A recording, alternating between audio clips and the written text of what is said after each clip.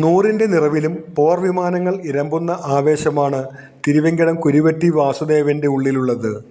ബ്രിട്ടൻ്റെ royal എയർഫോഴ്സിൽ 1942 രണ്ടാം ലോക യുദ്ധകാലത്ത് അലഹബാദിൽ നിന്ന് തുടങ്ങി 1980 പൂനെയിൽ നിന്ന് വിരമിക്കും വരെ ഒട്ടേറെ ചരിത്ര മുഹൂർത്തങ്ങളിലൂടെയാണ് ഈ വായുസേനാംഗം കടന്നുപോയത്. ഓണററി ഫ്ലൈയിങ് ഓഫീസർ ബഹുമതിയോടെയാണ് അദ്ദേഹം സൈന്യത്തിൽ നിന്ന് വിരമിച്ചത്. 38 വർഷത്തെ എയർഫോഴ്സ് സേവന ചരിത്രമുള്ള വാസുദേവൻ നൂറിൻ്റെ നിറവിലെത്തിയതിൻ്റെ സന്തോഷം പങ്കിടാൻ എയർഫോഴ്സ് ഉദ്യോഗസ്ഥ സംഘം തിരുവേങ്കടത്തെ വീട്ടിലെത്തി. പൂച്ചെണ്ടും പിറന്നാൾ കേക്കുമായാണ് സൂളൂരിൽ നിന്നുള്ള എയർഫോഴ്സ് സംഘം എത്തിയത്.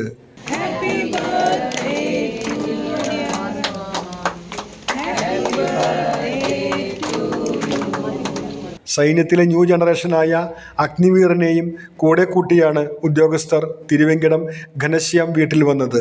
1947 ആദ്യ സ്വാതന്ത്ര്യദിന പരേഡിലും 1950 ആദ്യ റിപ്പബ്ലിക് ദിന പരേഡിലും സ്വാതന്ത്ര്യത്തിൻ്റെ രജത ജൂബിലി പരേഡിലും ചരിത്ര വഴികളിലൂടെ ചുവടുവെച്ച് നീങ്ങിയത് ഇന്നലെ എന്നോണം വാസുദേവൻ പുതിയ തലമുറയ്ക്ക് വിവരിച്ചു നൽകി.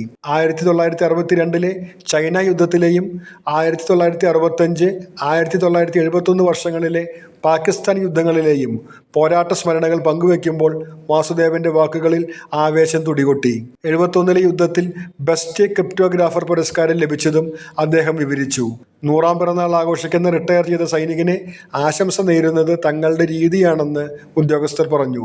വാസുദേവൻ്റെ മകൾ റിട്ടയർഡ് പ്രധാനാധ്യാപിക വനജ, പേരക്കുട്ടി നന്ദിനി എന്നിവർ ചേർന്ന് ഉദ്യോഗസ്ഥരെ സ്വീകരിച്ചു. പൊതുപ്രവർത്തകരായ ബാലം വാർനാട്ട്, ശിവൻ പാലിയത്ത്, വി ബാലകൃഷ്ണൻ നായർ, എം നാരായണൻ എന്നിവർ സംസാരിച്ചു. 2 തരം പായസമടക്കമുള്ള വിഭവങ്ങളോടെ പിറന്നാൾ സദ്യയും ഉണ്ടായിരുന്നു.